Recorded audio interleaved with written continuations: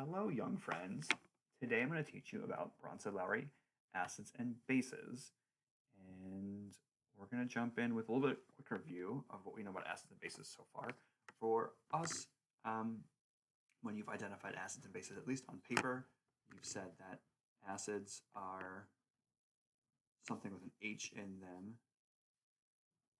like HCl, that's hydrochloric acid, let's say. And then you said, or we said, the bases have an OH in them, like sodium hydroxide. Okay, and that's a good definition of acids and bases, and it takes into account, it probably accounts for like 95% of acids and bases, but there's a whole other section of acids and bases that are not classified this way, because there are some things that are bases, what we describe as basic, that don't fit into those categories. For example, ammonia. Maybe you've heard me mention ammonia. Ammonia is a base. It's used in cleaning products. And as you can see, it's not have an OH in it. So why is this a base? It turns out that this definition of acids having an H and bases having an OH is a little bit limiting. And in the two people responsible for kind of broadening the definition of an acid and a base are, you guessed it, Johnny Bronsted and Mikey Lowry, and they're credited with a different categorization of acids and bases. And so the acid and base for Bronsted-Lowry, we'll go down here and do, is that acids are what we call proton donors. And a proton is just an H plus. Okay, so they lose an H plus. And then bases are proton acceptors. And proton, again, of course, is still an H plus. They gain an H plus. So in a chemical reaction, if you're tracking where the H plus goes, the person or the thing that loses the H plus is the acid, and that gains the H plus is the base. Let me show you what that looks like. So for Bronsted-Lowry acids and bases, you actually have to have a written balance reaction. You're not ever going to write them, but you have to have them to see what's going on. So here's an example of one. Let's start with this. This is called acetic acid. It's in vinegar, H3O2, and water. And typically, the Bronsted-Lowry acid and bases are like reversible reactions. So reversible reactions are usually written as like two half arrows. You could write it like this too if you like really want to. But usually you'll see them like one arrow pointing that way, one arrow pointing the other way, but it means the exact same thing. And in this particular reaction, you get C2H3O2, it's a -1 charge, and then you also get H3O plus. So when you want to identify what is an acid and what is a base in here, you're tracking where the H's went. In every acid-base reaction that looks like this, someone lost an H and another thing gained an H, and the charge. So if you lose an H, your charge goes down by 1. If you gain an H, your charge goes up by 1. So you're tracking the H's. So take a look. C2H3O2 on this side, and on this side, this thing looks similar, C2H3O2, but it's got a -1 charge, and there's no H there. So it lost its H, right? There is an H here, there is no H right there, and so this is the acid. Obviously, that means that this is the base because they're all going to pair together, but you can take a look. It was H2O here, but now it's H3O, so it gained 1 H, and the charge went up by 1 too. So not only did it gain the H, but also the charge went up. So there is your base. Water is the base in this reaction. And it is that simple to identify them. Very, very easy. Another one that I just mentioned before, ammonia and reacting with water. I can use this little half arrows, but that's terrible, sorry. And you get ammonium, NH4 plus 1, and also OH minus 1. Okay, and this one, take a look at NH3 compared to the one that looks the same over here. Well, NH3 and OH minus don't look the same, but NH3 and NH4 are pretty close. So NH3 here, NH4 plus 1 there, it gained, NH3 gained an H, so it is a base, which they pair together. So this one's going to be an acid, but we can verify. It is H2O here, and then it's just OH minus 1 there. So it was a neutral here, the charge went down by 1, and it lost an H, so there is your acid. Okay, easy enough to identify. the reaction does go both ways. We're going to come back to that in a second, but you may have noticed here that water acts like a base in this reaction, but it acts like an acid in that reaction. That is called, that's because water is what is called amphoteric. So when it's amphoteric, it can be an acid or a base, depending on the situation.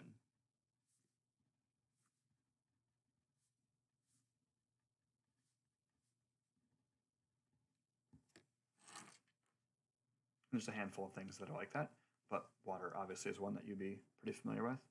Now, as I mentioned before, the reaction does go back and forth. Okay, it can go from left to right, but it can also go from Roger to Lewis, from right to left. And so you have to take that into account too. So when you read the reaction backwards like that, that is taking into account the fact that every acid has what is called a conjugate base.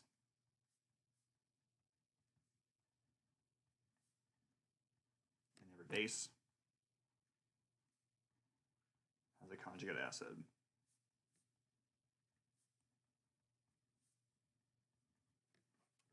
They're paired. Maybe you can see that if we look at the top one, but we'll just refresh with this first one that I drew. I'll just redraw it down here for the acetic acid HC2H3O2 plus H2O does one of those, makes C2H3O2 minus 1. It also makes H3O plus. So we've already established that this one is the acid because it lost. Whoops, how do you write words? And then this one is the base because it gained, but that is rating it from left to right.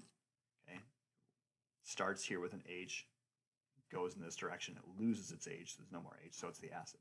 But if you read it the other way, from right to left, well here, starting here, C2H3O2 has got a -1 charge, and you go this direction, oh look, it gains the H, right, if you're going from left to right, so that makes it a base. And then reading H2O from right to left, starting at H3O plus, you see that H3O plus becomes H2O. It lost its H if you read it right to left, and so it's the acid. Some people will call this like an, well, actually, some people like call this conjugate base or conjugate acid, but I mean, really, either way works fine. They pair up things that look similar, like this and like that. And guess what? They're called conjugate pairs.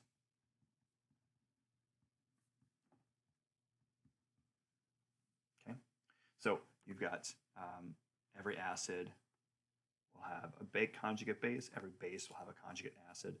And depending on which way you read it, you can call them conjugates. It doesn't matter. You just say acid, base, base and acid. It works fine. But sometimes you'll see the word conjugate in front of these two. But again, so identifying them is pretty straightforward for acids and bases. Just tracking where the H's goes. Oftentimes you'll see like a list. Oh my goodness, what a disaster.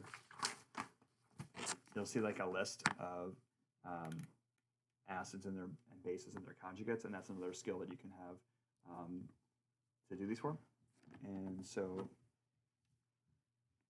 it's good to know that just like my lectures, even at home on video, it can be a total disaster.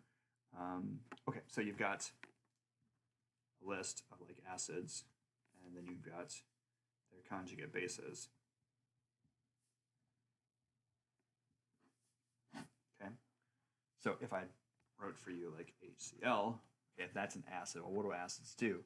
Acids are always going to lose an H and a plus. So if you have the HCl and you want to write the conjugate base, just take away an H and drop the charge. Whoops, that's not exactly what I said at all. So then taking away that H, and now my charge goes down. So instead of HCl, it becomes Cl minus. We say that this is the acid, HCl, hydrochloric acid, and its conjugate base is Cl minus. Okay. If it was this acid, H2SO4, and you wanted to write its conjugate base, again, you're just taking out all the acids lose an H and they lose a charge, it goes down by 1. So instead of H2SO4, it would be just HSO4, and it's got a -1 charge now. If it was H2PO4, and it already started at a -1 charge, the rules still apply. If this is the acid, then the conjugate base is taking away one H and taking the charge down by 1. So it would just be HPO4 minus 2. Okay, so you can have these pairs. Sometimes you'll list them, and that is a pretty common thing to see. You can do the same with bases, of course. Do I have enough room to write it? I don't, so let's go down here. If you have a base, and you want to write its conjugate acid,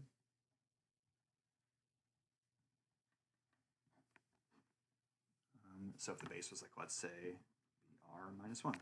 Well, what do all bases do? Bases, by definition, by Bronsted-Lowry definition, is that they always gain an H, and they gain, the charge goes up by 1. So if it's Br minus 1, and the conjugate acid is HBr. Add an H and make the charge go up by 1. If you wrote the base was ammonia, NH3, and you wanted its conjugate acid, add an H, make the charge go up by 1. So now it'd be NH4 plus 1, ammonium.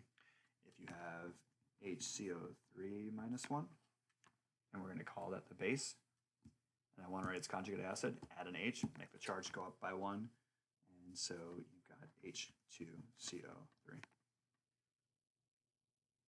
And you call these, of course, conjugate acid-base pairs for all of them. All 6 on here are conjugate acid-base pairs. All right, so you've got a new definition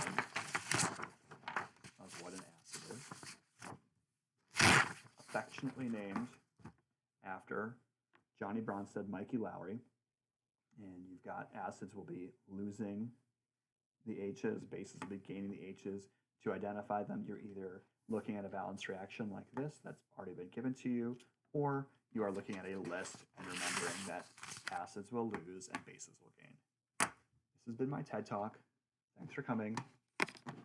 Bye.